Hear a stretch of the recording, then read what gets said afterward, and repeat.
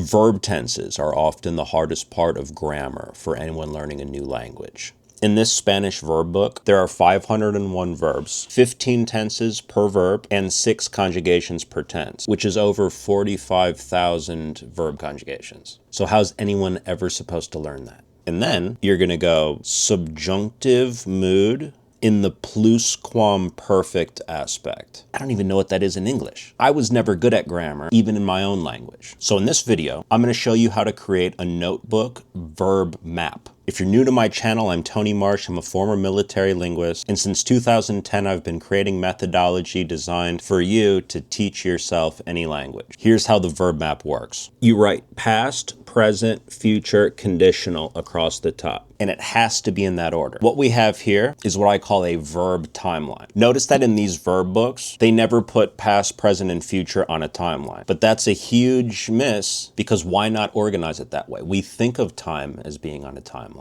Why not put my verbs in past, present, and future on a timeline? So left to right, past, present, future, and I've added conditional.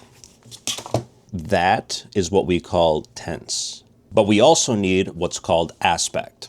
And our aspect is going to go down the page. That says simple, continuous, and perfect. So now we have a verb timeline of our tenses, past, present, future, and we have our aspects, simple, continuous, and perfect. Notice that this creates a 12-point grid. You have past simple, present, future simple, past continuous, present continuous, conditional perfect, 12 squares. Let's choose a verb, and we're going to populate this grid so that you know exactly what each square represents. Let the verb be cook. Simple, past, I cooked. If you're doing this in Spanish, flip the page, start a new grid. How do you say I cooked in Spanish? Cociné. That's a verb seed now. I cooked rice last night. Cociné arroz anoche. See how easy that is? Simple present, I cook. Generally speaking, I cook often, or I don't cook often. Do you cook often? In Arabic, I cook a lot. Atbakh kathiran. Italian, cucino molto. Do you cook often? Cucini molto. It's verb seeds creating instant conversation. Simple future, I will cook, or I'm going to cook, and conditional, I would. I would do such and such if things were different.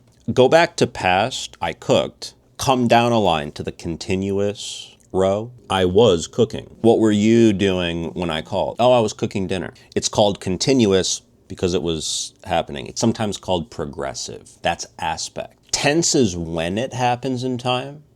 Aspect is how it happens in time. Was it a one-off simple event, or was it ongoing and habitual and progressive? So can you guess what present continuous is? Something that's happening right now. I'm cooking. Future happening. I will be cooking. Conditional happening. Or conditional, continuous, progressive. I would be doing such and such. Finally, there's the perfect aspect. And all that is when you tell something that something has been done. For example, I was cooking when you called, but now I'm done. I have successfully cooked dinner. So present perfect, I have cooked. Past perfect, I had cooked. Future, I will have cooked. And conditional, I would have cooked. So here's our 12-point grid. Again, play bingo with this if you want, but really use it as a map so that you don't just bounce around randomly on these pages. Mood, aspect, first person, second person, third person. This is more intuitive than you think. One more quick point. Not all languages have the same tense aspect grid. For example, many languages don't have a difference between present simple and present progressive. So I cook dinner and I'm cooking dinner are the same. Imagine you ask me, Tony, what are you doing right now? And I say, I cook dinner. That's how some people speak English, right? Who maybe have like Italian or French as their first language, because they're not used to distinguishing between those two aspects. Not every language has the same tense aspect matrix. English and Spanish are very similar. Arabic doesn't really have a perfect aspect. So when you create your own verb map, think of it as a creative process for you, a problem-solving type puzzle. Once you have your verb map, you can use it to plant verb seeds. I'm cooking dinner. What are you doing? And the verb map turns into a new conversation generator. I'm always happy to hear your thoughts, so feel free to leave comments and be in touch. The link to my language learning school group is in the description, and I'm happy to answer any questions you may have. Thanks for watching.